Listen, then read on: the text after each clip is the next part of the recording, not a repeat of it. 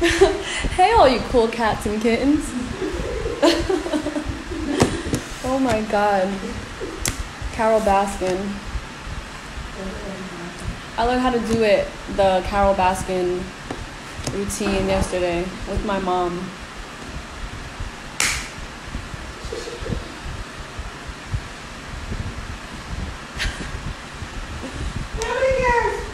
Mom.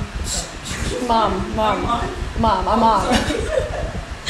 My mom is over here. I can't. My mom. How are all you cool cats and kittens doing? I am so excited for my discussion with my absolute favorite person. I love you all. My mom is here with me. She's cleaning up the spot. She made sure the background looked all, on point for you guys. So we're just waiting for Kay to sign in, and we're gonna have a beautiful, in-depth conversation. We're tired. Yes, I feel you. This pandemic has been excruciating. But I think, patience and maintaining resilience despite all the energy is really important. I've been trying to get into meditation.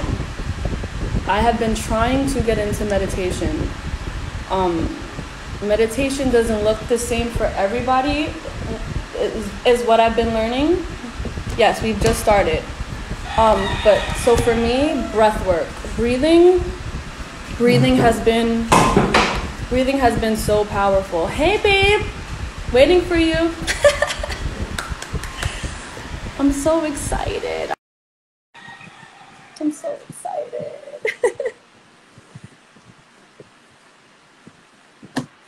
Woo! Oh my goodness. How are you? I'm so good. You have a sweater on. I have a sports bra on. We're like in different attire completely. Aren't you in Puerto Rico? Yeah. Yeah, see, you got a reason to have a tank top. But what's the not in Los Angeles. Oh, frozen. We frozen. Am I okay? We back? I'm good now? You can see me? What's the weather giving? What's the weather giving in LA? It's like, it's going in between hot and like kind of cloudy. New York, I hear, is like winter still. Which is why I had to head out. Cannot relate, girl. But okay. I cannot thank you enough for joining me with this, because I know with all the success, by the way, congratulations. I'm so proud of you for your album. You're killing it, per usual. So the fact that you took the time out to have this discussion just means so much to me. Girl, you know what? We family. Yes, always. I really feel that. I don't know. I feel like you see into the soul, the core. You see past the flesh, and we need more of that. Well, girl, you too, because we done saved parts of each other's pregnancies. So I'm still trying to navigate through all of what I've been through in the past year and a half. But support. Yeah. Support. I just want to ask you your advice. Like, how is it navigating through all you've been through since you become a mother? I think for me, it's about like not being afraid to ask for help when I need to have a moment to myself. Walking into somebody's room, because I have all my siblings with me in a household full of people, and I do have friends that offer. So it's about letting myself realize, like, I don't have to be super mom in every single moment, and I can just go like, hey, one of y'all come sit with her while I just take a walk. I just need to take a walk. You know what I'm saying? So taking time to actually navigate you have to take time to navigate before you even make a plan on how to navigate. You have to allow yourself to take time to do so. So, Franklin. What's your process? Like when shit is really just, when shit seems unbearable, you know, like depression, what anxiety, whatever that looks like and feels like for you, what's your process? Because we hear that a lot when it comes to, you know, just being on your path of self-discovery and just figuring out how and what works for you in terms of coping. What is your process?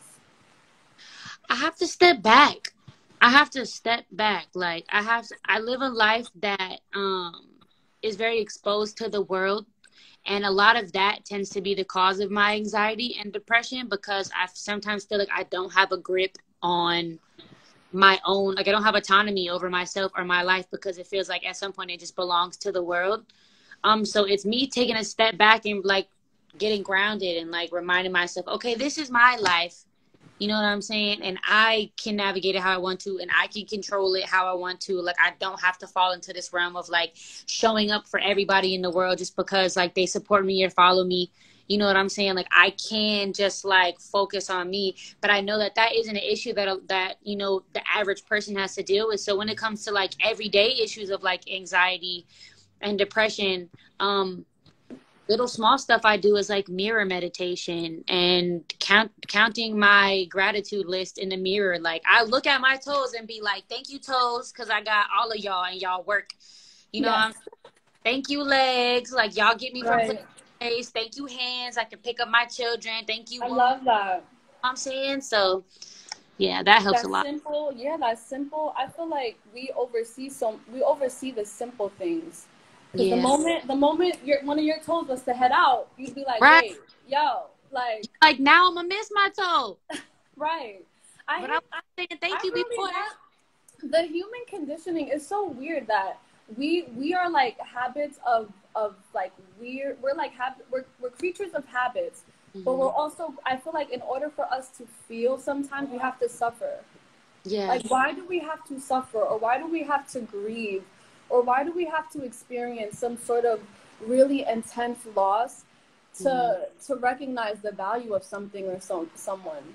I never understood that. I feel like when we're growing up, that's often how we were taught gratitude. You know what I'm saying? Like, we often didn't have those conversations in our homes until it was something that we were taught to be grateful of in the absence of something else. You know what I'm saying? Like, we growing up, and like, well, you better eat this food because somebody else somewhere don't got this food. We weren't taught that every single time we eat, we should be grateful that we have the food.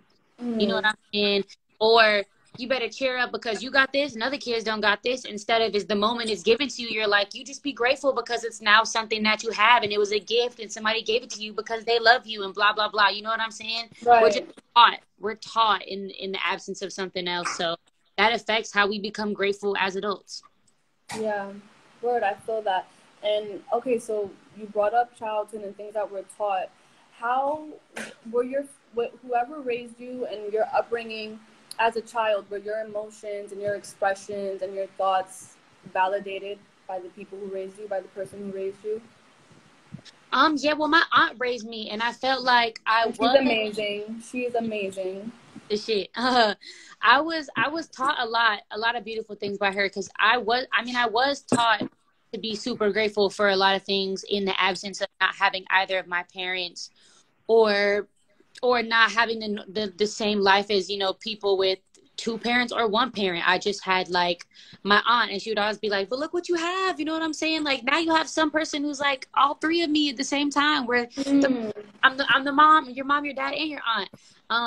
But she also didn't let me not process my feelings. Like, if I have feelings, she'll be like, well, let's talk about it. You know what I'm saying? Like, so important. As much as you should be grateful to like have me, like, I understand that it's hard not to have your dad. I understand that it's hard not to have your mom. Like, how can I help you, you know, figure this out? And I think it saved a lot of issues, like, growing up. So let me let him go into the house so he can stop barking. I didn't even hear that. Let me see this. Franklin, go inside. Okay, go ahead. Hey, baby. He's like, let me in, Mom. Oh my gosh. But How do you feel like the absence of your birth mother had any effect or like shaped who you became as a mom or how you nurture and your dynamic with your daughter?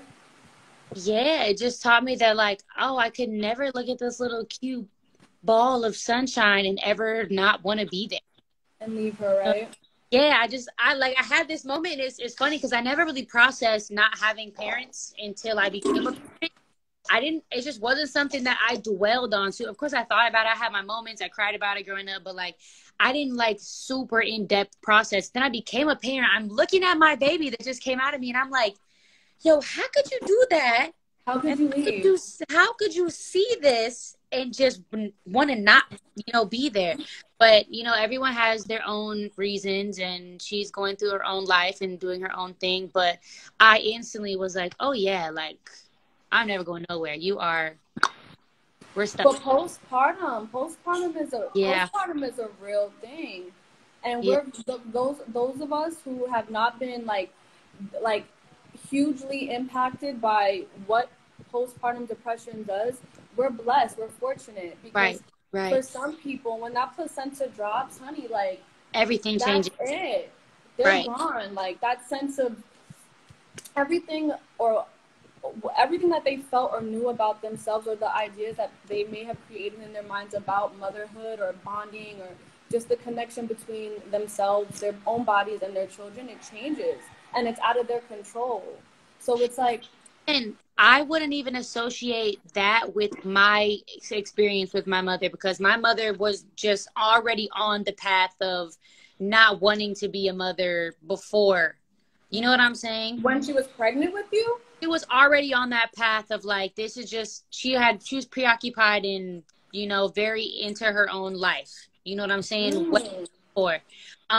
So I don't want people to think that I am saying, how does a mom look at the baby and decide they want to leave? Because my mom was already in that space. She was already living her best life, but postpartum is super real. And I have witnessed women oh, who chemically, you know what I'm saying? And that's what people don't talk about enough, is that it's not something you can help. It's a chemical, right, like, exactly, chemically creates that I look at my baby and I don't recognize it. exactly. You know what I'm saying? I don't recognize this relationship. I don't recognize this push. I don't have this will to be here. So we need to super like figure out how to hold better space for pregnant women and fresh after birth, women that we know. So Yeah, I mean, it really is for the absolute worst case scenario, which is a lot of women's reality. The worst case scenario is like postpartum psychosis, yeah, where a mother will kill themselves or the baby or everybody in the fucking household, and it's really dark and it's grim and it's preventable. A lot of people, especially in underprivileged areas, don't have access to resource. yeah, Like education. People aren't even exposed to lactation consultants, and right, they're expected to figure it out. right, You have the baby and then you figure it out. And these women, they're isolated. These women, they're, I mean, they're in survival mode. They're in right. survival mode. They don't even know what tools they have within them to take care of themselves, let alone a child. Yeah, So it's really deep. I mean, and, just like the world right now, because we're in a global pandemic, right? The whole world is locked down. And this is what really motivated me wanting to do the series, because I think about, like, I really internalize all the suffering that's happening right now. Like hmm, people forced inside with their abusers, hmm, people who don't even have homes, people who are in shelters, hostels, children in foster care. And hmm. again, like underprivileged areas where people, apart from the pandemic, are already struggling. So it's like now it's like this huge, intense wave of uncertainty, fear, survival, and there's nowhere to go. And they have no access, So it's like, I just think it's so important for those of us who have the platform, who are Hmm. able to utilize the little tools that we have during this time to create space and safety for these people who are like severely struggling right now, even if it's just a conversation, is really Right. important. is Yeah. so important. Yeah. Like, even if it's just one person, right? Like, if one person who's like really fucking going through it right now, and they watch it and they feel less alone, you know, Yeah. simple as that, simple as that. And I just think it's so important. So it's not, for me right now, like, the conversation being like, if I my heart beats, and I move for, like, you know, advocating for women and for mothers and everything like that. But just like the collective, the world right now, we all need space, and we all need to feel safe right now, you know. So Yeah. that's why I want to know more on how, like, what can we do to help people, like, what is your process, like, if there was something you read, or an exercise, or a practice, or a piece of advice someone gave you, or it really helped you, or even transformed, you know, your perspective on something, like, Yeah. share it, like, whatever it is, Um, like, let it out. I think that there's levels. You know what I'm saying? There's, if you are financially able to help, you can help. You know what I'm saying? I've passed up about 20 GoFundMe's a day that I just sprinkle Right. there. You know what I'm saying? There are people right now who are inside and never had to, I mean, on the basis, never had to learn how to cook. You know what I'm saying? And now they're inside and they're like, I got Trying to to figure figure it it out. out. Sharing recipes, reaching out to moms, and your babies grow out of things so quickly. How can I ship and sanitize what I've got and send it to the next person? How am I assisting maybe people who can't leave their houses, my like elderly people or immunocompromised people? How can I make a drop off to you for maybe masks and gloves and things like that? So there's like physical support that we can be doing during this time. Absolutely. Then I think as far as like mental stuff is, I've just tried to take this opportunity to like go inward a little bit Mm-hmm. and develop practices and routines that I've always pushed off for saying I don't have enough time for. Mm-hmm. I always said I didn't have enough time to meditate. I always said I didn't have enough time to pull cards for myself every single day. I always said I didn't have enough time to stretch every single day and like get my splits popping or like make Yes, same. you know what I'm saying? Like there's always those Yes, things that I know I don't want to say that I was lazy about, but I literally just either literally didn't have time for, or I yeah, was I can't. You know what I'm saying? I right. just don't have the capacity. And it takes what, 2 weeks to break a habit or create Yes, a habit. yeah, Um, and I think I that now love is that. a time where we have to act. If you're watching this, I'm gonna assume that you have a smartphone. I'm gonna assume that you have access to YouTube. Right. Getting your mind focused on developing something could really, really assist you in this time period. A language, Duolingo, you know what I'm saying? Rosetta Stone is doing the crazy deals right now. Um, Write that book that you wanted to write. Start on page 1. You know what I'm saying? Read the books that you ordered that have been sitting in a corner of your room collecting dust. You know, stretch, create a habit. And I Mm. think that that is helping a lot of people our age. I'm like watching people like pick up new skills and like Mhm. start projects they always wanted to start. And I just think that for me, that's been the most successful like route as far as navigating this pandemic. Is I went on YouTube and I did video editing, and now we've shot 4 music videos Him. on my project because I mean I didn't know how to do this. You Right, know, I didn't know how, I looked at the software, I was like, this is software. This right. looks fucking crazy. Like this looks like all these little fucking colored It's boxes. a new language completely. Right. So I'm on YouTube, I'm learning. Um I'm just getting around to doing all those things that I always brushed off. So I think that that's my drawn out answer for that. It's so fulfilling. That's so fulfilling.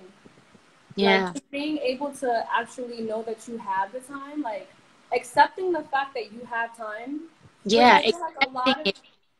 a lot of people are still in denial. They don't want to accept the times. Yeah. And we gotta wake up. This is We where, I gotta mean, get. out with it. And we don't know how long we're going to be here for. And if you have to do it to where you got to put sticky notes all over your mirror when you wake up and brush your teeth, and it says, say your affirmations today, and make sure you drink the daily cup of tea you said you always wanted to do, and make sure you watch that video on whatever you want to get into today. Then you go practice your art for an hour. You know what I'm saying? Now we are afforded this time. And it's like, either way, we're, it's like no matter how we talk about it, either way we're here. So We're going back to here. the concept of accepting it is like, let's accept it. We're in Right. the house, we are here. How can we transform this, you know, legitimately for ourselves, and then we can link up and do shit together because we all got new skills. Right. Right. I love that you said that. Like the idea of linking up afterward to really utilize this time for self. Right. It should be. I want to stress that for anybody confused right now who never had the example of, you know, I mean, because we grow up with a lot of distractions. You Hmm. know, we grow up, we see our grandparents watching, like they'll spend the whole ass day in front of the TV. You Yeah. know, like we don't see our relatives or, you know, the people who raise us, like, you know, like applying themselves in a way that's like productive, apart from like their 9 to 5 or whatever they do, Hmm. and watching TV, like cooking dinner and, you know, like the essentials of the day. So I think that for people who don't have that type of example, to to just ask yourself, like have a conversation with self, even though it feels awkward, you know, like dig deep within and say, what is it that what is it that I want to change from this time? Like, even if you don't want to learn something, like, what do you want to change Right. about yourself? Like, what is there an element of yourself that you're not really happy with? You Yeah. know, like maybe there's a part of you, like me. I'm a person. I react impulsively to my emotions. Like, if something comes up, I'll cry right away. Like, I'll Right. cry. I'll just react, and I really want to work on that. Mm-hmm. So it's a matter of being present within self, within myself, and seeing what triggers me, Hmm. right? And being able to catch myself in the moment, and instead of Yeah. just going that way, like giving in and not having that self control, like really applying the time to have self control.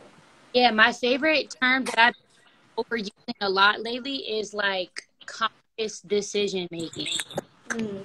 I'm always like, I am making a conscious decision to do this. That is taking what you are hearing and applying, not just like, oh, I can hear this, I can hear this. Yeah, it's good to meditate, it's good to take a breather, it's good to check in. Like, I know that, we know that. These are things that we hear all day, but until you consciously decide to apply it, you know what Mm. I'm saying? Then it becomes a habit. Then it becomes a part of who you are. Then it becomes that A thing that lifestyle. It's exists. your life. It's your life. It's not just a diet or an exercise. You know, like a challenge.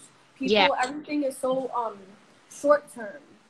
You know, our attention spans, like the things that's my brother. um, the things that we, you know, like we reach a goal and then we stop there. You know, like Right. I want to lose 10 pounds, and then you stop there, or I want to get my splits popping, and then you stop there, instead of, you know, carrying on and maintaining and Hmm. having it be a part of your lifestyle. Like, we really have to eradicate that. We have to eradicate this idea of a trend, eradicate this idea of a challenge, and just apply more of lifestyle habits. Like, this is the way I want to live my life. I Yeah. want to be more present. I want to be more understanding. I want to be more compassionate. You know, I don't want to be so hard on myself or others.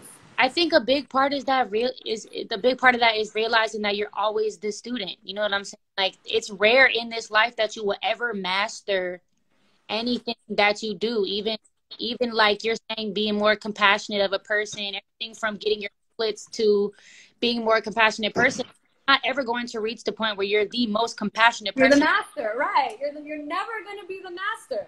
Right. Ever.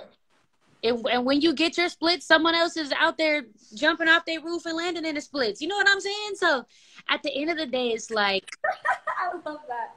it's Keep always, going. always being that student. It's always continuing it. And like, if we stopped after we just after we grabbed the initial grab of everything we can do, then like eventually we would just be sitting here because we'd only started things to be able to say that we, you know, at least could do it. That doesn't mean you're doing it well. That doesn't mean the way you do it helps other people to do it or inspires other people to do it. That doesn't mean like doing it the way you're doing it is creating something else beneficial to the world. Like, there's ways to take something that you've gained and expand it and include. So What do you think is the, like, right now, right, and our connection with self and others? What do you think is the most important? Like, what is the most important? Like, what should we really be tapped into right now? in terms of like just how the current times are right now, what we're being forced to do, which is be inside, to be still. What do we have, and what do we need to be conscious of more of during this time? I think there's two things. I think one is what is deciding and implementing and deciding to actively participate in every day how you contribute to the collective, how you contribute to community. You know what I'm saying? There's a lot of people who I feel like that's a part of who they are, like deep in their heart. Like, I just want to contribute to, I just even want to be a better neighbor. Like, I want to be of like of value to Of my, service, right? Of service right? to others, right? I think that this is a good time to figure out what that route is in the way that, like, is in your reach, because there's also, we do that all the time. We're like, well, since I can't donate $1 million, like, I just don't think that I can do that much, but like my help, it doesn't matter. Yeah. You figure out how you can be of service, whether it's conversations, whether it's being available to do lives like this, whether it's donating things you don't need, whether it's teaching somebody a valuable skill. Any small thing, you are contributing to the community, you're contributing to the collective. So it's figuring out and dedicating, you know, a part of yourself to that. Even if it's just being kinder, like I'm committing to being kinder to in life. I'm committing to showing up as a kinder individual, like a more compassionate individual. Then I think the second thing is, I'm really big on this, and it's finding out and prioritizing what actually makes you happy and brings you joy versus what people project onto you as what should make, Woo! Say that, sis. you know, like Say I'm that. good at this. Like, you went to Puerto Rico and you were like, you know what makes me happy? Like being in a grounded place with my daughters, like having like good clean food, being near the water, like getting Yes. sun on my, like, and I know there's Say some people it. who are probably, but Mela, like, don't you think you should like stay in New York and like be at every single dance audition and be at every single thing, and like you should be waiting for your kids to go to like private school, and like, What the don't you fuck? think life, you know? I know. And you have decided to go actively live the life that carves you out your type of joy. So I think that that's what people should be figuring out now. Do you actually want that car because you like that car? Or do you want that car because everybody's been like, this car was tight and it's tighter than this other car, so you'll be tight if you got this car? Do you Right. really want to live in this area because this area it gives you the forever home vibe, where like I feel like I would have so much joy walking my kid down the street over here and letting my kid play in the whatever area? Like, is that why you want to live there? Like, it can break down to every aspect of your life, but you have to separate what other people's hopes and visions are for you, what other people's hopes and visions are for them, what other people's hopes and visions are as to what is success and happiness and all these things, and what you actually take as happiness, because you don't want to get to the end of your life and be like, Ooh. I actually didn't do anything that actually brought me specific joy. This, So, I just did stuff that was projected onto me and listened to whatever should have made me happy, and I didn't have moments that I can pinpoint. This is joy. This is joy. Not happiness. Not, oh my God, I'm proud of myself. This is cool. I'm happy for myself. But joy. Like, that's different. So. oh, bitch. Oh, spirit just fall through you. Oh. Hey, I'm working on a way to like break that down into like some type of thing I can say and package, and like some type of No, like the world needs to hear that. The world needs to hear that. The world needs to feel that. The world needs to know that. That's it. That is it. That is it. That's the core. It's self. It's what makes me happy. Like what makes me feel complete, whole, fulfilled, apart from what's projected. yeah. You know, or what I allow to be mirrors of me. You know, because a lot of people are really lost, and it's not y'all's fault. Like y'all, it's not y'all's fault, okay? And a lot of people depend on these public figures and our favorite artists, you know what I mean, to inspire us, to give us that direction, to guide us, you know. So they see these public figures. So if that's what makes them happy, or that's the level of success that they've attained, I have to attain that. If they Right. have that, I need that, because if it made them happy, then it must make me happy. But no, like, your path is yours, theirs is theirs, and like, one thing does not combat the other. It just Right. doesn't, and we have to really, really fully understand that. And I, Right. because I feel there'll be way more mentally happy people. It's like this deflated, distorted reality. Mm-hmm. Like, it's all these smoky mirrors. Like, that's happiness, that's success, that's what it looks like, that's what peak. That's what your peak looks like. So that's what it has to be like for me, and that's not the case at all. And Yeah. there's people who don't have others, or even have the capacity within themselves to kind of snap themselves out of it, and to quiet those voices in their heads and tell them, no, no, that's just, sometimes they're projecting that shit out onto themselves. Sometimes the ego projects, Yeah. and we're reacting off of the ego. And like, it's deep. It's deep, and we just need more. We need visibility on what's really, really real. And Right. your spirit is real, and your Right. intuition is real. And we Mm-hmm. have to be aware, and we have to be still enough to hear and to Yeah. receive, Mm-hmm. and to accept it. You know, I'm Absolutely. I'm living for this. But I also, and I actually wrote this down, like, this um highlights that I wanted to touch with you. And it's crazy that you just naturally went there.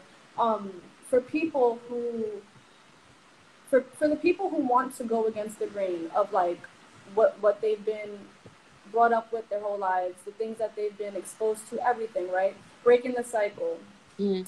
being misunderstood, being ridiculed, judged, or even attacked Mm-hmm. because of them growing, or having the desire to change. What what advice can you give those people? Like, for the people who just literally feel that, okay, no, like, that judgment, because you don't Yeah. necessarily have to be in the public eye to experience that. Right. I don't. Sometimes it comes from your own family. Exactly. You know what I'm saying? I think you have to understand and realize that we're all just reflections and mirrors of each other. So if I say I'm a mirror to Mela, right? I'm talking to y'all, but we're gonna give the example with us. If I'm a mirror to Mela and I see Mela as this super free, like strong, powerful, like speaks her mind, like all this kind of stuff. And I feel like I have a problem speaking my mind. I have a problem being free. I have a problem, I feel like, in the areas of strength, or all these things I complimented her on. When I look at her, that reflects to me like I might be missing what I feel like I see in you. Sometimes we are that to people. We can either mirror, oh, I recognize this, and we're on the same wavelength, and yes, yes, sis, like, we're here, we're here. But if we are reflecting, if you're my reflection, I'm insecure about things that you possess, then all you will reflect onto me is, damn, this is what I lack. This is what I lack. This is what I lack. You Wow. know what I'm saying? So sometimes you can be a reflection to people, and instead of inspiring them because of ego, because of insecurity, all you can reflect to them is what they lack. And that's not up to you. It has nothing to do with you. Like, that has nothing. I've had someone tell me that they couldn't be my friend for a while because I was too optimistic, and they were in a negative place, and I reflected something in them that they weren't ready or weren't in the right That's place. massive. That's But huge. I also understood. And then when they kind Right. of got out the jam and like got out of that phase, they were like, I just had to let you know exactly what it was. Oh my I God, I love that. face, and now I can communicate. You know what I'm saying? Like, what exactly that was for me and the reason why I had to step away. But I think when you deal with judgment, you have to realize, like, it's really not about you. Like, Mm. you think, okay, I consider myself like a pretty level-headed person. Do I ever get online or even walk up to people that I don't know and say crazy stuff? You have to, something has to kind of be like, not off, but like something has to be not going well in your life for you to just outwardly be cruel, outwardly be judgmental, outwardly be an awful person. So you Oh, have recognize clearly something is going on, and all I can do in response is send love that way. Like me responding when something is like not even like gonna benefit me either way, because either way they gotta deal with their own shit. Either way they gotta deal with that if you respond or you don't. It's not about you. So let people cook, let people rock. Like let the judgment happen. Either way, you know what you have to do, what you want to do. So just keep pushing and keep your I blinders really on. wish, like, I look at you, when I see you, I see a champion. Like, I see a champion because you persevere. I see you, and I see you as the embodiment of strength, a Thank you. feminine divine. I Me, see that.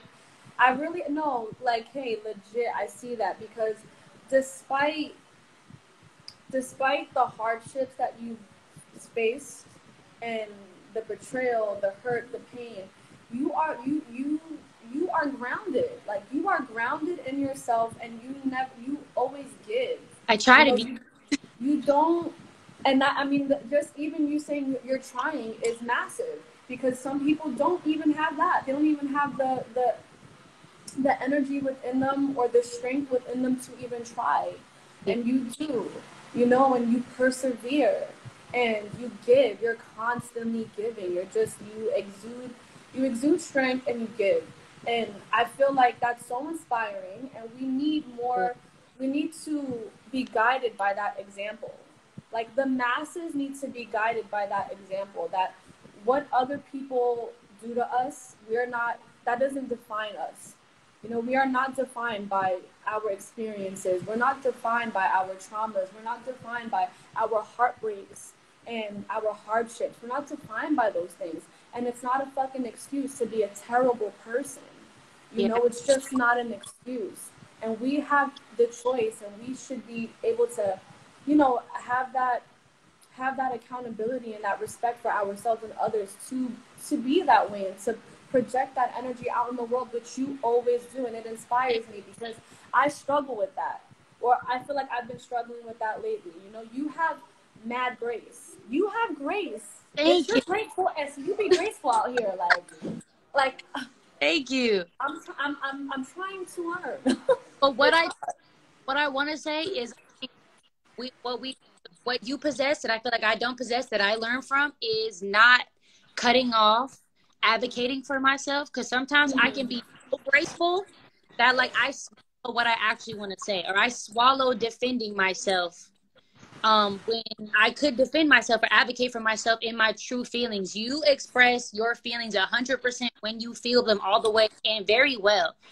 So I Girl, you graceful too. It's a different kind of grace, and we gonna teach each other and melt like this. Yes, I feel that. I'm trying to learn. A lot of things been surfacing. Like, this pandemic, this time, me being here, like this. Oh, with my mom, the first time I seen her in 2 months. This Yeah, is mega, like, even me just adjusting to her, like, to an energy being in my space with my babies. It was new. I had to adapt. So a lot of things have been surfacing, and there's so many things that when you feel like you conquer something, there's another battle that needs to be conquered. There's always another battle that needs to be conquered. Always something. It's never ending. It's constantly going. But I feel hopeful seeing someone like you and what you've experienced and how you still contribute to the collective. It's very, very, very important. Like, it's so, to me, it's the most important, thank because if we're not able, because you're so strong, but yet you're deep as fuck and you're vulnerable, but it reflects through your music. Like, you allow yourself to be tender and soft and vulnerable and sad and a mess in ways that it's able to really nourish people. Because you. for me, when I was younger, music was my ultimate escape. Like, Mhm. when nothing else made sense and I had nothing, and it was fuck the world and I hate all of you, like, it was my headphones. Yeah, And I listened to music, and that was my therapy. So I just think it's so important that that how you are contributing and how you are changing lives for the better and how you're inspiring people. me specifically and mothers and everything, just everything that you have going on and what you still give despite all that you've been through. You know, I just want you to know that, and I'm just trying to take notes. Like I'm the student. I am the student, like legitimately, because this shit is hard. So we got it. You got it. Our babies got it. We. I want to be. I just want to be. Whenever I think about the long-term goal, right? When you look far down the line, like not this, not next year, not 5 years, when you're thinking legacy, it's like, how do I want, like, what kind of ancestor will I be, right? Like, what kind of ancestor, how will I be called on? What will Mm-hmm. my legacy be? How will I be remembered? You know what I Mm-hmm. mean? Like, that's so important. And we need to really be mindful of that. We need to Yeah. be applying that now. Like, what type of legacy are we leaving behind? And what kind of ancestors will we be? Yeah. Because it's the work now. It's like what we're doing right now that will make that difference. That starts impacting that title and these realms. Because we're not just here. This is monetary. Yeah. This is monetary. And I think a lot of that has to like do with removing the selfishness, like getting, escaping being selfish. I mean, I think when we think of our ancestors, what do we always attribute our ancestors to is how much they fought for, how much they paved the way for us, how much they sacrificed for us, how much they're doing, how much of their work and their organizing and their everything created space for us to be who we are right now, even though we're still fighting. You know, all of us are still fighting. There's many communities still struggling. But when you think of what word attributes to that, it's like selflessness. You know what I'm saying? Mm-hmm. So if we're thinking about how we want to be ancestors, it's like we have to work on being less selfish individuals. You know what I'm saying? Like less selfish, less consuming, less self-absorbed. And I think that goes back to ego, that goes back to community service, that goes back to prioritizing happiness. All of that is like gonna ultimately attribute to being less self. Um, but and then there's I seen a comment that said I can't even think that far. Then there's like that sounds like such a stunning ass question. Like how the fuck am I supposed to even begin to think about how like what kind of ancestor I'm gonna be. But if See, you but honey, that might not be that far away. You might right, walk outside your door, and honey, not you're an ancestor. it's not that dark of a question. You know what I'm saying? Right. Like that it's not this scary dark question. It's like where every single day where our lives are written. Every single day is another page. You know what I'm saying? So like if you wake up with that intention of like every single day counts. Like you don't have to imagine it as this. Like one day I'm gonna make the decision to be this great person, and then they're gonna remember that part. You know what I'm saying? Because some of my favorite stories about people in history are the ones where it was tumultuous and the ones where maybe they did things that they weren't so proud of, and then they went through growth, and then they came out on top, and then it was hard for them again, and then it was like, you know what I'm saying? Like some of my favorite people I look up to, that path that are even in art and music that aren't technically my ancestors. You know what I'm saying? Weren't perfect people. Mm. They weren't perfect people. They were trying people. They were focused people. They were community servers. They weren't perfect though. So this striving to be perfect when thinking about what kind of legacy am I going to leave behind? What kind of ancestor will I be? Is like stop focusing on being 100% perfect. Like focus on just being a better person by the day, a more productive person, a more compassionate person. You know what I'm saying? Little by little. So Ooh. Yes, eradicate the idea of perfection. I feel like perfection is an aesthetic. I always say that. Perfection is an aesthetic. right, Perfection is not a it's not a tangible thing. You cannot manifest perfection. That is a right, delusion. That is a fucking delusion. And if you're aspiring for perfection, your life is gonna be super unfulfilled. And you're right. And never it's gonna feel a lot of time, satisfied. spend a lot of time being mad, like straight up mad and angry. Like, dude, that's just it. Let it go. No, God. Yeah, let it go. Like, honey, let it go. Like, literally, drop the weight, drop the burdens, relieve, release, surrender, And you and know, just when years down the line, people aren't going to look back and praise your perfection. They're just not. Like, this perfection that you're striving for, and that's the gag. people That's the are not gag. thinking about you and go, oh my God, look how perfect they were. They're That's not. the That's gag. not what anybody's going to say. When your family goes to speak about you one day after all this disappears, they're not going to speak about how perfect you were or all the things that you had. They're going to speak about your strength in the face of like the strength of adversity. They're going to speak about your perseverance. They're going to speak about, remember that time that everything was against her and she beat the odds. You know what I'm saying? They're going to speak about things that we always don't hold on the forefront as what we should be focused on. Like, I remember even when I think about like my grandpa, I'm like, man, my grandpa was fun.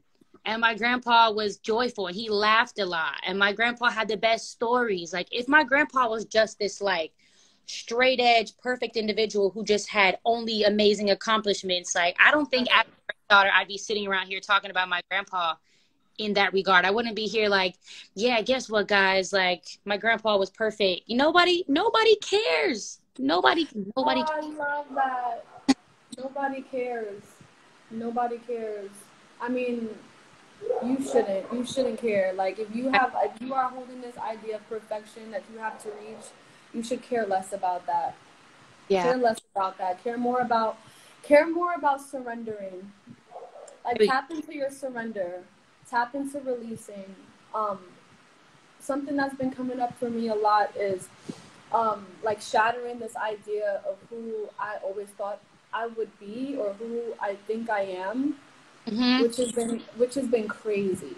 Like, imagine that. Like, imagine your whole kind of like adult life, like you're working and aspiring for something, and you have to seriously sit down and think, no, like, Right. kill that, Right. delete that, erase that, start over, back to the Right. drawing board. That's terrifying. So terrifying. It makes you Completely. feel like it makes you feel like you're being forced to build a house on unsteady foundation. And I mean, in those moments where we're pushed to really just completely eradicate the ideas of who we think we are, that's when we're being pushed to really grow and create Right. who we're meant to be. And Yeah. that's been something that I have definitely taken from this time. Yeah. And Like, I think stop thinking. that falls back into identify what brings you joy and what, because that ultimately shapes who we are as people. Like, when I kind of think when I was young, what I felt famous singer meant, you know, I'm gonna have like 5 houses and I'm gonna have like Lamborghinis and I'm gonna do this and I'm gonna do this and I'm gonna do this. And now that I'm an adult and I'm like, do I really want that? Like, would Mm. that be satisfaction? I had to break it down, dissect what brings me joy, and navigate my path and consciously create my path so that it gets to the ending that I feel like will ultimately make me happy. So that's Mm. me. I'm gonna actively like I guess I can example. Like, I'm so open with myself on social media and throughout my career because I don't ever want people to fight. Is it better? Yeah. This better? Yeah. Yeah. Yeah. Okay, I'm using myself. I looked at myself as a singer and I said, would it make me more happy? Would I feel like more myself to live in complete like the cuts of the world and like have to have like 5 security guards and like have to like not be able to go to the grocery store with my kids and not be able to take my kids to the park and like not be able to hang out with my friends and go to like a little cutty little bar somewhere and just like get drunk and be free. I had to decide, like, I have to carve my career out how I want to in the end to be lined up with what I actually am versus when I was little and I thought superstardom was what I wanted. Mm. And I had to let go of that. Um, that's why I'm so open on social media. time. So I want people to understand that I'm human so that we can develop this human relationship with each other so they don't look at me like this untouchable being. So like that, you're like a god, like this. right. Yeah. So there's not this relationship like that, and there's not this energy coming towards me. Then as far as like spiritually, just as a woman, like letting go of who everything I thought I was is like, just you can't ignore all the work it takes to get to become these goals that we set for ourselves. So we often set goals, but we don't realize how much internal work that takes, like how much processing and how much unlearning and relearning. And is it religion? Is it spirituality? Is it ceremony? Is it taking weeks off and going and doing a silent retreat? Like all that work. And I feel like once we like actually realize that and then say, okay, now it's actually time to do the work, that's when a lot of us fall short. Because like, damn, like I was ready to kind of like make this transformation and become like, and like unlearn about who I want to be. But now there's all this work that I have to do it. But you're going to have to do that work, like, no matter what. It's going to take longer. It's going to be more. People romanticize the idea of things. Right. People romanticize the idea of the end result. They glorify and romanticize, like, you know, when you've actually dealt with it after the fact.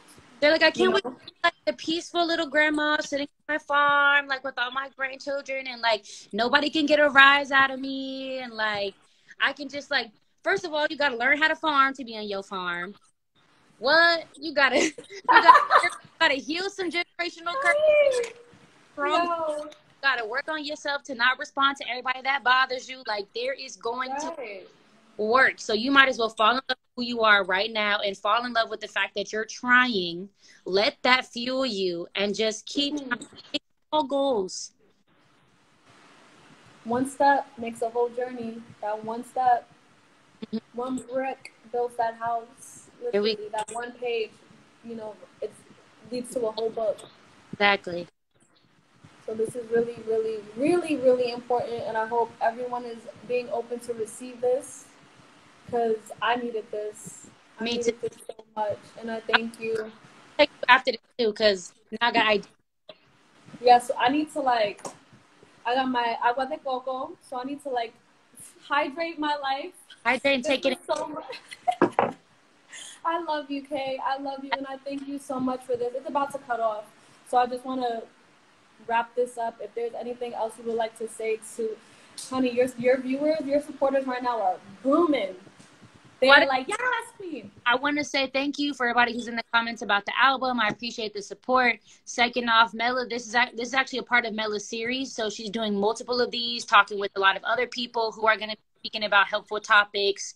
Hopefully somebody recorded this live and it'll be available somewhere. Maybe you can save it. I don't know how that really I'll save it. I'll save it. Save the live, but tune into the other episodes because she's talking to women that I like, respect, and admire and care about. So I'm gonna be tuning in. Y'all should tune in with me.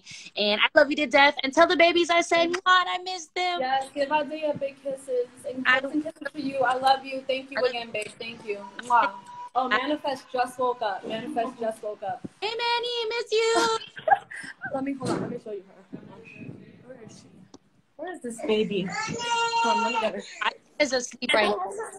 What's the matter with my baby? She just woke up. Say hi.